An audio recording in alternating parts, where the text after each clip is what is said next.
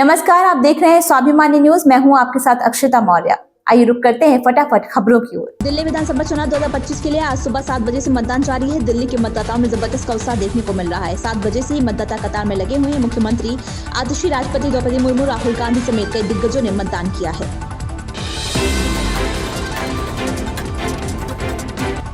लोकसभा में विपक्ष के नेता राहुल गांधी ने कहा, आज भारत की सत्ता संरचना में चाहे वे शिक्षा हो, स्वास्थ्य हो, कॉर्पोरेट हो, व्यापार हो, न्यायपालिका हो, आपकी भागीदारी कितनी है। दलितों को प्रतिनिधित्व दिया गया है, लेकिन सत्ता संरचना में भागीदारी नहीं होने पर इसका कोई मतलब नहीं है। मंच पर आपको बैठाने का कोई मतलब नहीं है अगर मंच के पीछे से निर्णय लिए जाते हैं। आज अलग अलग जातियों के लोगों को टिकट देना एक फैशन बन गया है। प्रधानमंत्री मोदी ये भी कहते हैं, लेकिन फिर आपने विधायकों की शक्तियां छीन ली। यहाँ तक कि लोकसभा के सांसदों के पास भी कोई निर्णय लेने का अधिकार नहीं है। आपने मंत्री बनाए, लेकिन ओएसडी आरएसएस से है। सवाल नियंत्रण और भागीदारी का है। आज हिंदुस्तान का जो पावर स्ट्रक्चर है, जो इंस्टीट्यूशंस हैं, संस्थाएं हैं,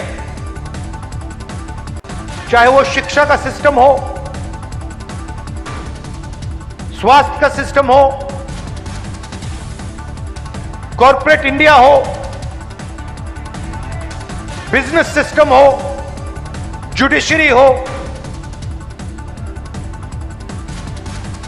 इसमें आपकी भागीदारी कितनी है?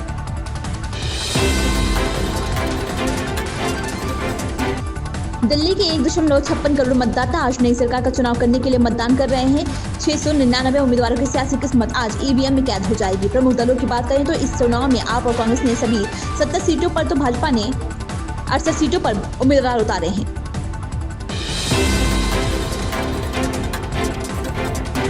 महाकुंभ में पहुंचे प्रधानमंत्री नरेंद्र मोदी संगम में पुण्य की डुबकी लगाई। इसके बाद मां गंगा का पूजन किया। इसके साथ मुख्यमंत्री योगी आदित्यनाथ भी रहे संगम स्नान के तुरंत बाद प्रयागराज से चले गए। उन्होंने भी बड़े हनुमान जी, अक्षय वट और सरस्वती कूप में भी नहीं गए। पूरे दौरे के दौरान वे बहुत गंभीर दिखे और चेहरे पर उदासी का साफ भाव छलक रहा था। दिल्ली बीजेपी अध्यक्ष वीरेंद्र सचदेवा कहते हैं, दिल्ली में बदलाव की लहर है। लोग भ्रष्ट सरकार के खिलाफ वोट कर रहे हैं। अब यहाँ आपदा फर्जी सरकार इस हद तक आ गई है कि ये फर्जी वोटिंग की सुविधा दे रही है। हमारे पास जानकारी है ये है कि कस्तूरबा नगर निर्वाचन क्षेत्र में लोगों को फर्जी वोट डालते हुए पकड़ा गया था। मैं दिल्ली के लोगों से आप रणनीति के प्रति सतर्क रहने के और पीएम मोदी के संकल्प को पूरा करने के लिए बड़ी संख्या में मतदान करने की अपील करता हूँ। विकसित भारत और विकसित दिल्ली। दिल्ली में परिवर्तन की लहर चल रही है। लोग भ्रष्टाचारी सरकार के खिलाफ वोट दे रहे हैं, जिससे ये आपदा वाली फर्जी सरकार अब फर्जी मतदान और फर्जी हथकंडों पर उतर आई।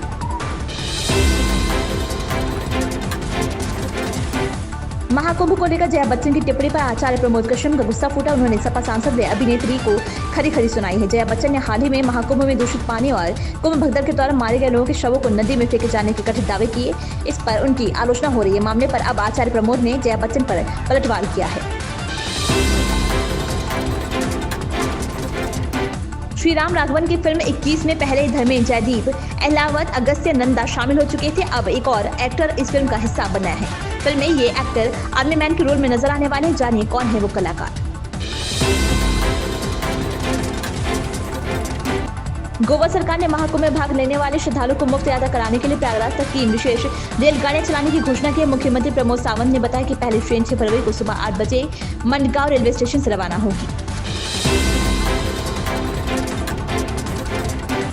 महाराष्ट्र के मंत्री आशीष शेलार कहते हैं, ईवीएम पर सवाल उठाने का मतलब है अरविंद केजरीवाल और आप चुनाव हार रहे हैं। पहले उन्होंने वोटिंग लिस्ट चुनाव प्रचार के दौरान चुनाव आयोग के अधिकारियों पर सवाल उठाए थे और यहां तक कि खुद को सुप्रीम कोर्ट से भी ऊपर मानते हैं। शहरी नक्सली समूह भारत के सभी संस्थानों जैसे CBI, ED, supreme court income tax पर सवाल उठाता है और ऐसे ही सवाल अरविंद केजरीवाल उठा रहे हैं।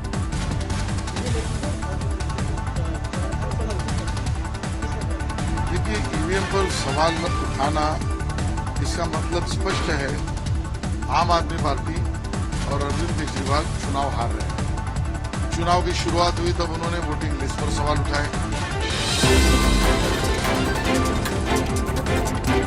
पुस्तक में अमेरिका राजपूत के अमेरिकी राष्ट्रपति कैनेडी से बातचीत के हवाले से कहा गया है कि तब नेहरू की दिलचस्पी राष्ट्रपति की जगह उनकी बहन और पत्नी में ज्यादा थी। नेहरू कैनेडी से ज्यादा उनकी पत्नी से बातचीत में ज्यादा दिलचस्पी ले रहे थे। इन खबरों में बस इतना ही। बने रहिए स्वाभिमानी न्यूज के साथ।